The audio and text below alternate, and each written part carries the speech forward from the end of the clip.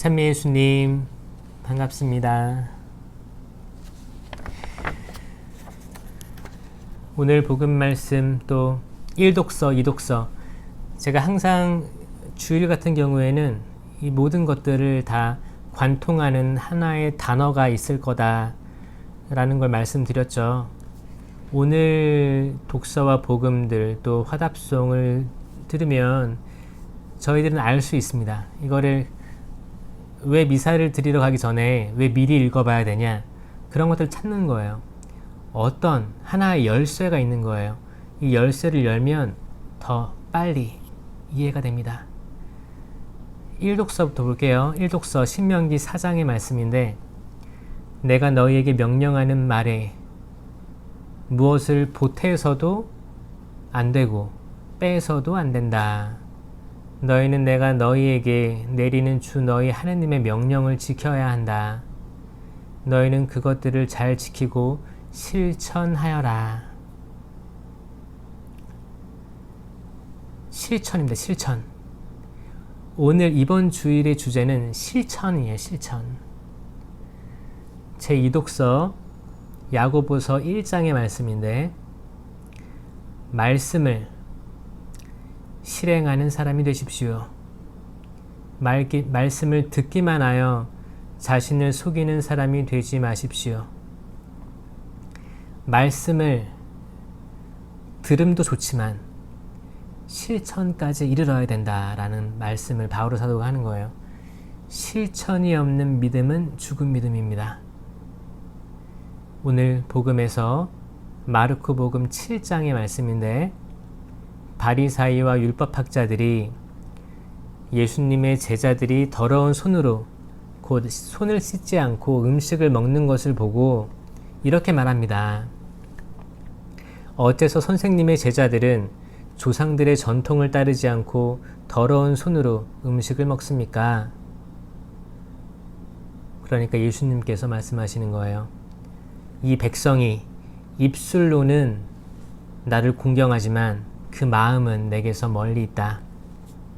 그들은 사람의 규정을 교리로 가르치며 나를 헛되이 섬긴다. 너희는 하느님의 계명을 버리고 사람의 전통을 지키는 것이다. 제 배경을 보면 뒤에 영어로 써 있죠.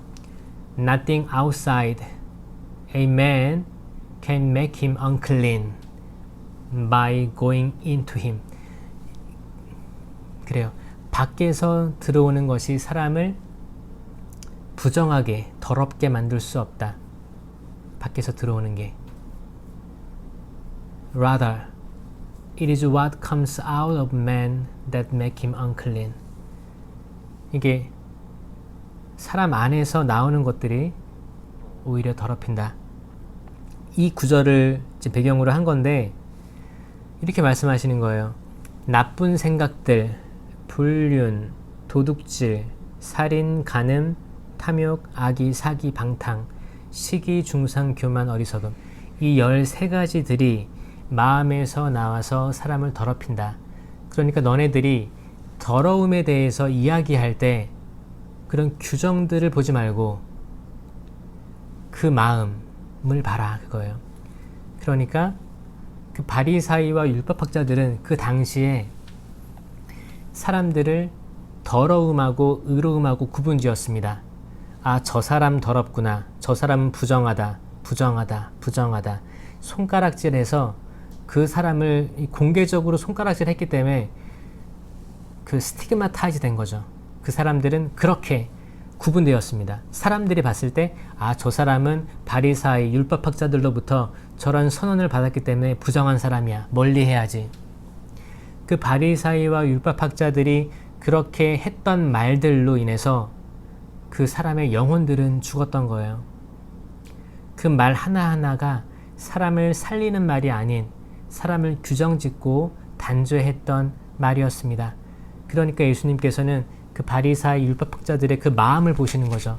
그 마음 속에 과연 이들이 정말 하느님을 공경해서 한 말인지, 아니면 자신들을 위한 자신들의 의로움을 드높이기 위해서 상대를 깔아 뭉개는 건지를 식별하셨던 거예요.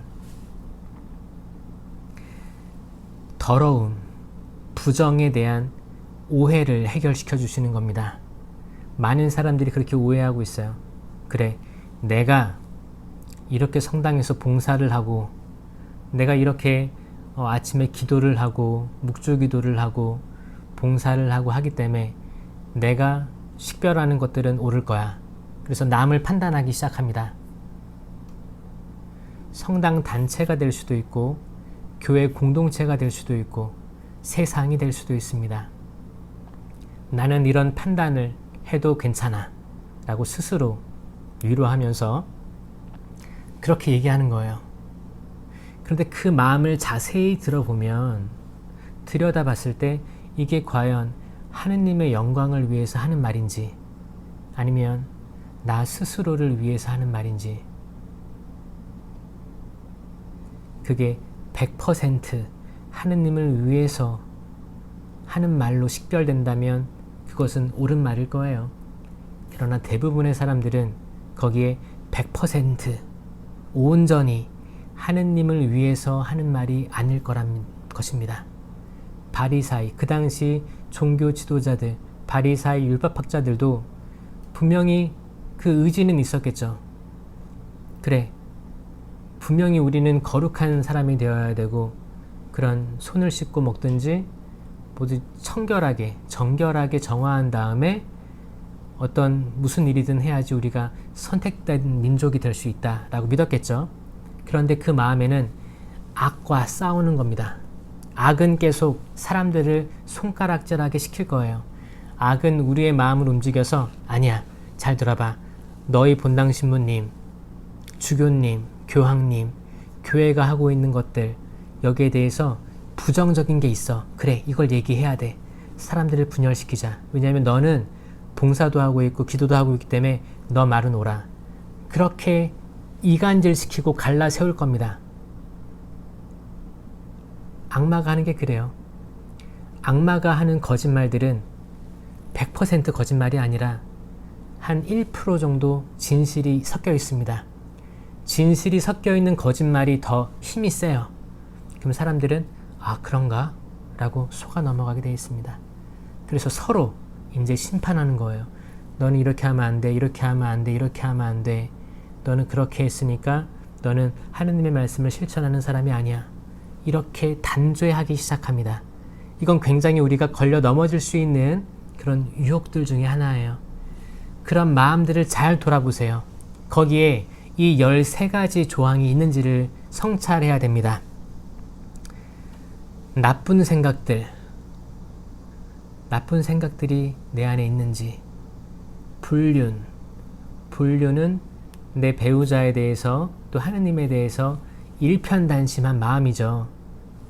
도둑질, 내가 가지고 있는 생각들, 도둑질하려는 마음, 내가 남과 비교해서 더 가지려는 그런 마음들, 살인, 내가 정말 사람을 죽이는 게 아니고 말로써 사람을 죽일 수 있습니다. 그런 사리를 가지고 사람을 대하는 거, 그리고 간음, 탐욕, 악의, 사기, 방탕, 시기, 중상, 교만. 특히 교만은 7죄종 중에 제일 으뜸에 있죠. 교만한 마음을 가지고 상대방을 심판하고 있지 않았는지. 그리고 어리석음. 이 13가지의 조항을 두고 예수님께서는 이런 것들이 이미 스스로를 더럽혔기 때문에 너네들이 하는 말도 더럽다는 거예요. 그렇게 하지 말라는 명령이십니다. 그래서 이번 주에 우리가 성찰해야 될 그 많은 것들이 있어요. 우리는 과연 어떻게 하느님만을, 또 예수님만을, 성령님만을 모시고 있는가? 어떻게 우리가 100%, 순도 100% 하느님을 생각하면서 사람들을 위해 기도하고 있는가? 나를 위한 게 아니고 남을 위한 길을 마련해주고 제시하고 있는가? 남을 더 긍정적인 방향으로 이끌어오는가? 사실 우리가 남을 심판하게 되면 그 어두움이 있어요. 상대방이 그것을 잘 받아들이면 평화롭겠지만 대부분의 사람은 받아들일 준비가 안 돼 있기 때문에 남들이 지적을 하면 일단 어두워집니다. 마음이 아파요. 그러면 그것들을 어떻게 해야 되는가? 그런 일들을 피해야 되고, 설령 정말 하느님을 영광을 위해서 또 이 사람의 구원을 위해서 쓴소리를 할 때가 있잖아요. 그럴 때는 상대방을 위로해 줘야 됩니다. 상대방에게 그 쓴소리로 끝나는 것이 아닌 그 사람의 영혼을 보듬어 줘야 돼요. 끊임없이 기도해 주고, 주님 이 사람을 구원해 주십시오 기도해 줘야 돼요. 그리고 그 말이나 행동에 대해서는 굉장히 정제된 말하고 상처받지 않은 말들을 해줘야 됩니다. 이것이에요. 그 당시 바리사의 율법학자들은 단죄했다는 거죠. 단죄. 왜 이렇게 하십니까? 왜 당신의 시자들은 전통을 안 따르고 이렇게 합니까? 사실 손을 씻지 않고 밥을 먹는 행위, 그렇게 예수님을 비판할 만한 거리도 아니었어요. 얼마나 많았는데. 그리고 그들은 종교의 지도자라는 사람들이 어떻게 보면 사소한 것들로 예수님을 걸려 넘어지게 하려고 하는 겁니다. 이 악의 유혹들은 끊임없이 있어와요. 그리고 그런 말들을 하는 사람들 스스로도 마음의 평화를 잃는 것들을 제가 자주 봅니다. 마음의 평화를 잃지 않고 그런 조언이나 충고를 할 수 있으면 가장 좋아요. 근데 마음의 평화를 잃지 않는다는 게 나는 평화로우면서 남은 상처받으라고 하는 게 아니고 그 자체가 나쁜 생각이잖아요. 여기에 속하지 않으려면 굉장한 성찰과 끊임없는 기도, 묵상이 필요합니다. 이런 사람은 흔치 않습니다. 그래서 저는 여러분들에게 최대한 그런 기회를 피해라. 우선적으로 자기의 의로움을 찾아서 노력해라. 남의 구원, 아직까지는 남이 잘 가고 있는지 없는지를 본인이 심판하지 마시고 한 발 뒤로 물러서서 나는 지금 온전한가? 나는 지금 잘하고 있는가? 나의 말과 생각과 행위 이런 것들을 성찰을 잘 하시면서 그렇게 수도자처럼 내가 봉쇄 수도원에 있다고 생각하시고 스스로의 수도 생활을 하셔야 되는 거예요.